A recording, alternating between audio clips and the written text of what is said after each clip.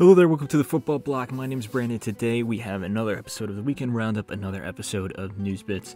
And as always, we're going to look back at all that has happened, focusing specifically on Europe's top 5 leagues.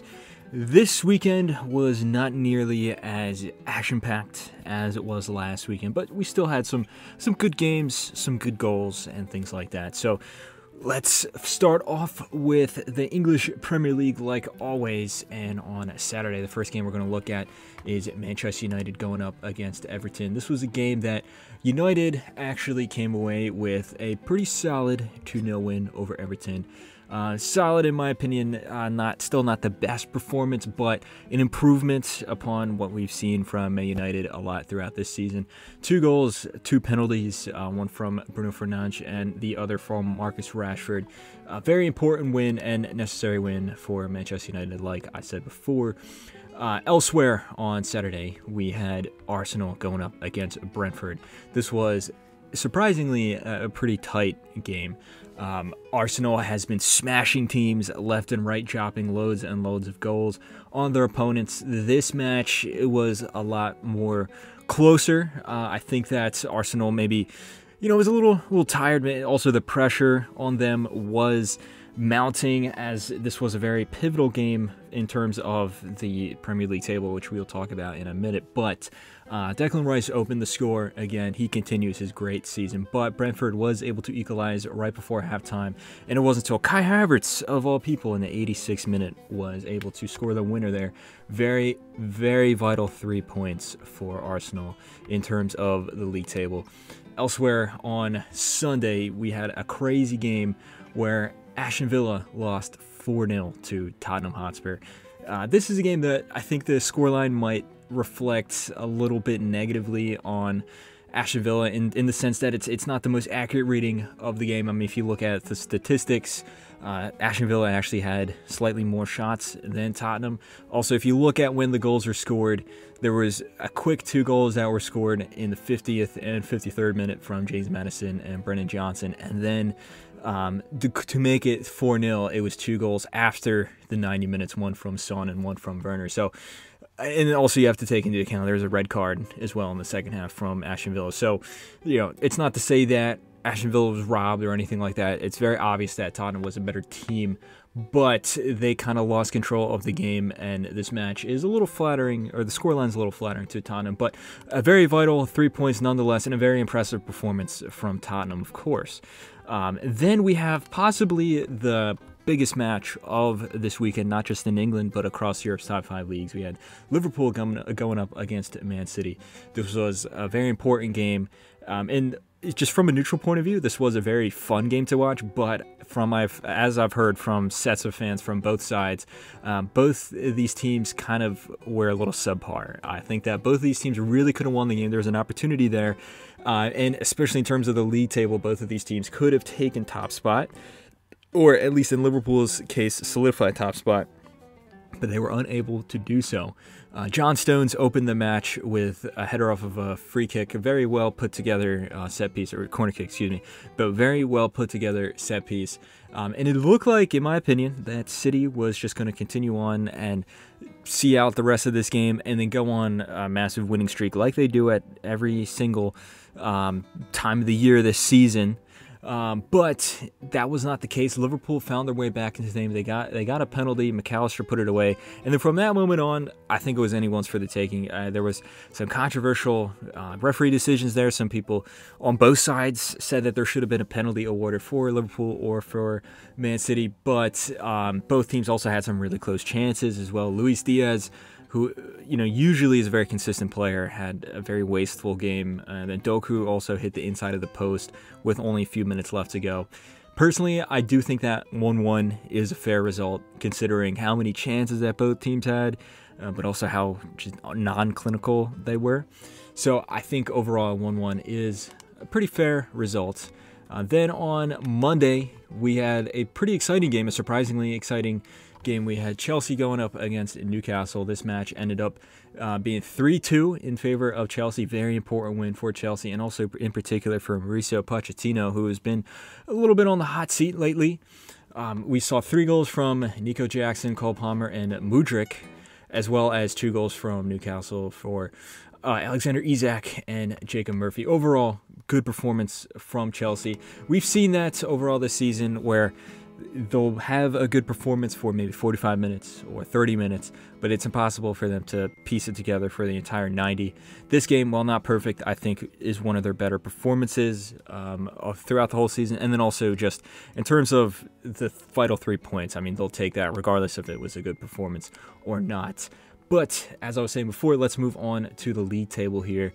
And Arsenal is top of the table on goal difference. They're tied on 64 points with Liverpool, who are in second place with an inferior goal difference. But then Man City on 63 points in third, only 1 point behind. It is getting very, very tight at the top of the table. Then in fourth place, you still have Aston Villa, despite their loss. They're on 55 points.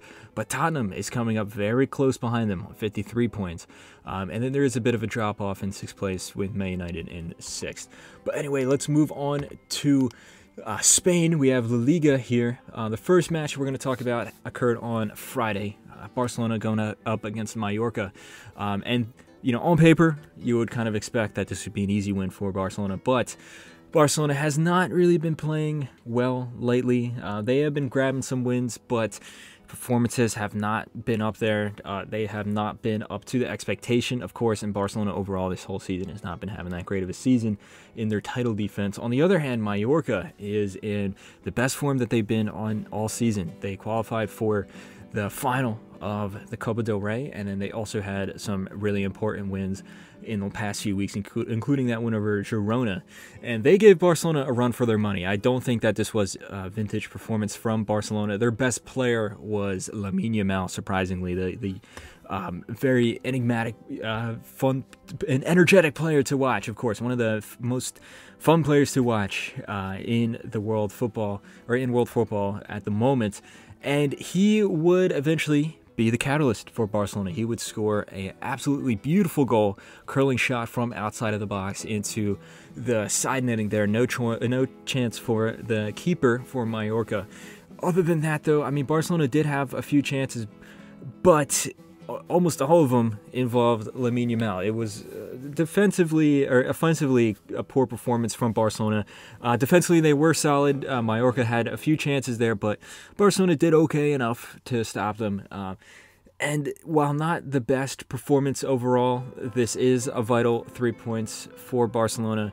But, you know, this isn't a good showing that they have to rely on a guy like Lamine Yamal to win games against Mallorca, even considering how good Mallorca has been recently. Elsewhere, on Saturday of this weekend, Valencia came away with a very hard-fought 1-0 win over Getafe, and Atletico Madrid fell 2-0 to Cadiz. A surprising loss there when you look at the two teams on paper. Not that surprising when you consider how poor Atletico Madrid has been ever since they tied Real Madrid in that, you know, very impressive performance there.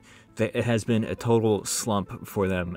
Even in the one game that they did win, it was a very patchwork of a performance. Of course, they lost to Inter Milan in the first leg of the Champions League as well, and they were just heading into this match in very, very poor form on the pitch in terms of how just abysmal their performances, which is crazy because they've had some very impressive performances throughout the beginning half of this season. You know, sometimes the results haven't really backed it up, but they've had some just great games, fun games to watch, and it looks like it's kind of fallen apart here, unfortunately for them. A double from Juanmi, 1 goal in the first half, a second goal in the second half, to put Atletico Madrid to the sword. Elsewhere, we had a great game between Granada and Real Sociedad. Real Sociedad, before this match, they were heading into it with the Champions League on their mind. They got eliminated by PSG. A very tough performance there. They've kind of been up and down in terms of their performances. But it was a good performance overall here. Not perfect, but they did just enough to overcome Granada. Winner there from Andre Silva. Very nice to see as he is easing himself into the team. Girona came away with a 2-0 win over Osasuna. Very hard-fought win over there. It's funny, these are the two underdog teams. Of course, Girona is the underdog team in La Liga this year. Osasuna last year, finishing much higher in the table than most people thought they were. And then, of course, making it to the Copa del Rey final of 2023. Of course, they're not able to replicate that good performance that they had last season. But, they're still holding on. They're still doing okay. But in this match of the heavyweight clash of the two underdogs, Girona came out on top. We also had Athletic Club beating Las Palmas 2-0. It was an overall good performance from them, a rebound after some of the poor performances that they've had recently. It's been very up and down over the past few months. They've had some amazing performances. Of course, they're in the Copa del Rey final, but then they've also had some shocking losses as well. But this was a vital 3 points for them in terms of the league table. In terms of team on top of the league table, Real Madrid, they came away with a smashing 4-0 victory over Celta Vigo. This was, from Celta Vigo's point of view, kind of a typical Celta Vigo game this season, where they started off looking solid, they're looking okay, and then it all kind of crumbles at the end. There was, two silly own goals there. The first own goal was unfortunate. The goalkeeper couldn't really do anything about it. It was a header from Rudiger that bounced off the wall, or bounced off the post, and then hit him as it trickled into the back of the net. But that third goal there, just abysmal defending and abysmal goalkeeping there. Unfortunate for Celta de Vigo's backline as they lose 4-0. Real Madrid, kind of a routine result there. Important result as well, because while they did beat Leipzig in the Champions League, a lot of people were criticizing them for having a bit of a subpar performance, but they showed up with a good performance here. And then, in my opinion, the best match of not just the Liga, but the best match of the entire weekend was Real Betis versus Villarreal. I got a chance to watch this game live, and it was just a very, very good game. Guido Rodriguez opened the score for Real Betis, but then Baena was able to equalize there in the first half. Then heading right into halftime, William Jose scored a very, very nice goal. Took a bit of a deflection, but very nice goal. And then surprisingly, Socrates, who is on loan from Olympiacos, the very veteran center back from Greece there, scored a somewhat comical own goal. And then in the 67th minute, there was a crazy run of play where Real Betis had been knocking on the door. They had a bunch of chances, and they had one where they forced the goalkeeper into a very, very important save, and he parried the ball right out to Nabil Fekir, who was just standing right at the mouth of the goal. And then all he had to do was tap it in, and then instead he sends a really tame shot directly at the goalkeeper. The goalkeeper is able to send the ball down in the other direction, and then with an extremely quick counterattack, Alexander Sorlov scores a very nice finish, an underrated finish from a tight angle to win the match 3-2 for Villarreal. There was also 2 red cards there. A fight between Avila and Alberto Moreno saw both of them sent off. And like I said, overall, this was my favorite game to watch this weekend. It had everything. There was red cards, counterattacks, own goals, some nice finishes from players that you wouldn't expect, stuff like that. And it was a game that really either team could have won. I think it was straight down the middle, 50-50. But at the end of the day, Villarreal was just a luckier team. But if you have not gotten a chance to watch this game, I highly recommend watching a replay. It was my favorite game of the weekend, as I said already.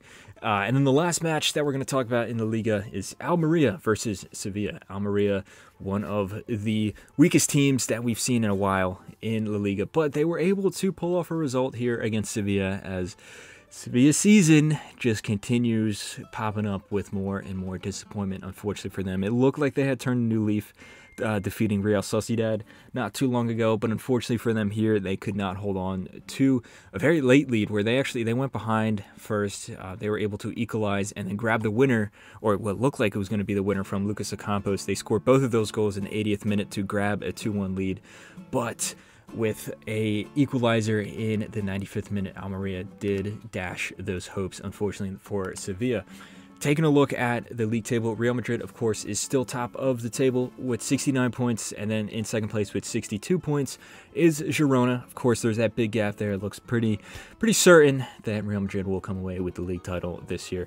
But only 1 point behind Girona in third place is Barcelona, and then falling away slowly more from the top three is Atletico Madrid in fourth place with 53 points, and then right on their tail is Athletic Club with 53 points, and then there's a massive gap between fifth and sixth with Real Sociedad, the other Basque powerhouse, with 43 points, and then Real Betis in seventh with 42 points, and then Valencia in eighth with 40 points. Now let's move on to the Italian league. We have Serie A right here, and then we had a crazy game on Friday. Napoli going up against Torino. Kvaratskhelia scoring a pretty nice goal, and then Antonio Sanabria, a guy that always pops up at interesting moments, was able to equalize in the 64th minute, only a few minutes after that Kvaratskhelia goal, and then neither team was able to gain the advantage over each other, and the match finished 1-1 on the night. We also had a very important game from Inter. They're going away from home against Bologna. And of course, Inter is the best team in Italy this year. And in my opinion, one of, if not the best team in the world, just in terms of how consistent they are in league play. But Bologna has been the surprise team in Serie A this year. They are doing really well. They're very high on the table. They are, knocking on the door for top four. They have been in and out between fourth and fifth. And overall, this was a very close game. I mean, if you look at the statistics, Bologna, with the way that they play on their Ciagamata, they had 19 shots to Inter's 5, a 60% possession as well. But if you look at where it counted, though, well, Inter did have only 5 shots on goal. 4 of those were on target, which shows that they just have more experience, more class, which is expected, of course. They would come away with a 1-0 victory after a goal from Bisek in the 37th minute. And they did just enough to hold off Bologna, but it was still a very admirable performance from Bologna there. And of course, not many people would really be expecting them to defeat Inter, even if Bologna has been seriously punching above their weight this year. Milan came away with a very, very close win over Empoli after a solitary goal from America's own Christian Pulisic. Very nice performance from him there. Of course, he's been having a great season, in my opinion, in Milan colors. Then we had a very fun game to watch. Juventus going up against Atalanta on Sunday there. This match would finish 2-2, but it would be a great performance from Koopmeiners from Atalanta. He scored the 2 goals there as this match finished 2-2 with, it required Koopmeiners to score a late equalizer, despite the fact that Atalanta were the ones that scored first. And then yet another goal from Milik, a very important goal from Milik as he's trying to rebuild his confidence there in the Juventus front line. But not a result that Juventus want, as they are trying to hold on to any semblance of a title race. And we'll get onto it a bit, but in terms of the league table, but it looks pretty set that Inter Milan are going to win.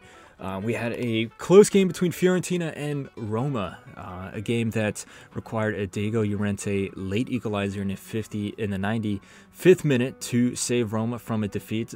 Overall, very good performance from Fiorentina. Also, a rare goal from Hassam Aouar. He has not had the best of time after coming to Roma, but it looks like he is turning a new leaf and having some good performances there. And then the last game we're going to talk about in Serie A, very shocking. 2-1 loss to Lazio. Udinese was able to come out on top, despite the fact that they even got a red card. And for this Lazio team, they had their season in their hands, where they were having some good performances in Serie A, and then they gained that 1-0 lead over Bayern Munich in the Champions League. And then over the past few weeks, they kind of bottled it. They lost almost every single one of their games, despite the fact that they're home or away, or if they're against a strong opponent or a weaker opponent. And then they completely bottled it in the Champions League against Bayern, of course. I think they, just set up the team completely wrong. They were way too conservative, way too pragmatic, and they were not expansive enough going forward. And then, of course, they had a very, very tough morale loss there, and then I don't think that they've been able to rebound off of that. Still coming away with another loss here against Udinese again. Unfortunately for them, they are sinking farther and farther down the table, and they had a very poor start to the season, and it looked like they had turned it around, but it looks like they're in yet another slump. Speaking of the league table, we have Inter Milan in first with 75 points. And as I said before, I think it is pretty much guaranteed that they're going to, run away with the league title this year, because it is no longer Juventus in second place. It is now AC Milan in second place on 59 points. Juventus is in third, 1 point behind them on 58. And then Bologna, despite losing to Inter Milan, is still in fourth on 51 points. And then we have Roma in fifth and 48 points, Atalanta sixth, 47 points, and then Napoli in seventh with 44 points. Fiorentina is right below them, and then Lazio is in ninth. Let's move on to Germany. Let's move on to the Bundesliga. It's some important games here to talk about. Stuttgart came away with yet another win over Union Berlin. This was a pretty good matchup, considering that these are two teams. Union Berlin was the surprise team of the Bundesliga last year, versus Stuttgart is the team that, besides Bayer Leverkusen, were surprising everyone. They fell off a little bit, but they have been able to rebound. And while they are not realistically in the title race, they are still pretty solid in terms of their position in the top three. We had a crazy game, 3-3 draw between Borussia Mönchengladbach and Cologne. Very fun game there, lots of goals, kind of a typical Bundesliga match there. RB Leipzig came away with a very crucial and very hard-fought 2-0 win over Darmstadt. And then we had an absolute crazy victory, Bayern Munich winning 8-1 over Mainz. Hat-trick from Harry Kane, 2 goals from Leon Goretzka, and then 1 goal apiece for Muller, Musiala, and Gnabry. After defeating Lazio in the Champions League and turning around that result, it seems that Bayern have had just an injection of confidence, and they completely blew away Mainz in this game. Absolutely no competition there, as evidenced by the scoreline. Moving on to the next results we're going to look at, we have Borussia Dortmund with a very, very close win over Werder Bremen, where it looked like they were going to bottle it. It was very close. They raced to a 2-0 lead in the first half, but then after a red card to Sabitzer, it got a little dicey in the second half there. Werder Bremen did score one back to half the deficit, but they were not able to score an equalizer there. Yet another goal from Daniel Malen, who's been having a great season, and then a goal from Jadon Sancho, who was back from United, who of course had a great tenure at Dortmund before leaving for United. And he is back, and it looks like he's back in top form, which is good for him because, of course, it was a very unfortunate situation to see him at United there. Eintracht Frankfurt came away with a 3-1 win over Hoffenheim. And then probably the most important game of the round in the Bundesliga, we had Bayer Leverkusen going up against Wolfsburg. And Bayer Leverkusen had a very tough game against Karabag in the midweek in the Europa League.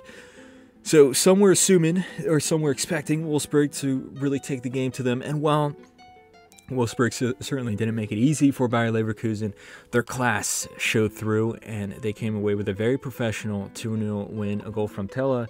Very nice, well put together goal from Tella, and then yet another goal from Florian Wirtz, who's been having a wonderful season, as is many of the other players in Bayer Leverkusen's team. They're keeping up that unbeaten streak. Of course, they're unbeaten in all competitions. And looking at the league table, they still maintain that 10-point gap over Bayern Munich. They're on 67 points in top place.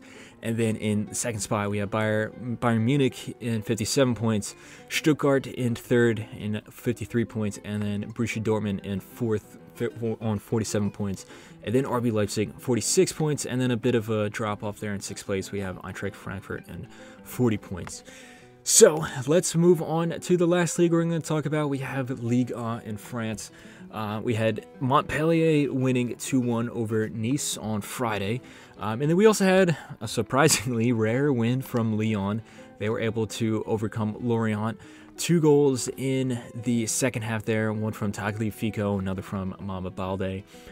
Very crucial win for Lyon there, as they were trying to just get any sort of a consolation to make up for that terrible, terrible first half of the season that they've had. PSG were held to a 2-2 draw by Reims there. They actually went behind first. There was a lot of goals. All the goals were in the first half. Gonzalo Ramos did score for PSG. They also had an own goal, but Diakite from Reims was able to equalize after PSG came from behind. And neither team was able to break the deficit in the second half, and the match finished 2-2. Not, the most important game for PSG, of course, going forward. They have such a insurmountable, just lead at the top of the table that it's not realistic that any team could really catch up to them. But we've seen recently they haven't, had any statement victories in Ligue 1 recently. They've had some draws. They haven't really, even when they won, played amazing, and they can only keep this up for some time, because if they, keep forgetting about the league, if they keep slacking off like this, all it takes is one of these teams in second or third to really put the screws to them and then make it really dicey at the end of the season. I'm not sure if that will actually happen, but I think PSG is going through a bit of a slump right now. It's flying under the radar because they are through to the quarterfinals of the Champions League, and Mbappé's having a great season, but they really need to clean up their results here in Ligue 1. On Sunday, Monaco came away with a very important 1-0 win over Strasbourg. Very tight game, and required a late goal from Ben Shakir in the 72nd minute. Then we had an exciting game between Lille and Rennes, a 2-2 draw, including a goal from Blas in the first minute, and then a second goal from Rennes in the second half, and it required a very late comeback from Jonathan David, a goal in the 84th minute and the 92nd minute to salvage a draw from Lille. And then we had a goal, yet another brace from Aubameyang, who I think has been massively flying under the radar. He's been having a great season at Marseille ever since coming over there, making the switch from Chelsea. He scored both of the goals as Marseille was able to overcome Nantes 2-0. Taking a look at the league table in Ligue 1, as I was saying, PSG does have an insurmountable lead. They have a 10-point gap over Brest in second place, 56 points. Brest is on 46 points. And then Monaco in third, only 1 point behind Brest on 45.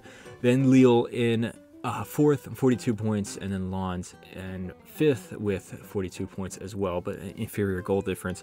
Now, as I was saying, if you just look at the league table, realistically, none of these teams is going to match up or be able to catch up to PSG, especially when you look at a team like Brest. They've been having a good season, but they don't have that strong team mentality as other teams in the past that have knocked PSG off the mantle have. Think of like Lille in 2021 or Monaco in 2017. Now, Monaco is rising up the table, but even still, they have had a very inconsistent season. So even if PSG drops some points, it's not looking likely that they would, surrender the title. But, you never know what's going to happen. Football is a very unpredictable sport. And like I was saying, I think PSG, just also for morale in the team as well, if they want to go far in the Champions League, really need to clean up their results there. So anyway, that has been my total recap of all the matches across Europe's top 5 leagues this weekend, excuse me. There's been some great games, some great goals to see. Let me know in the comments below, what do you think was your favorite game of the weekend so far? And as I said before, my favorite game was the Real Betis versus Villarreal, but there was some other high profile matchups there. Of course, the Liverpool City game, the Chelsea game over Newcastle, or even the PSG game where they were able to draw 2-2, or if you're a Bayern fan, winning 8-1. It doesn't get much better than that.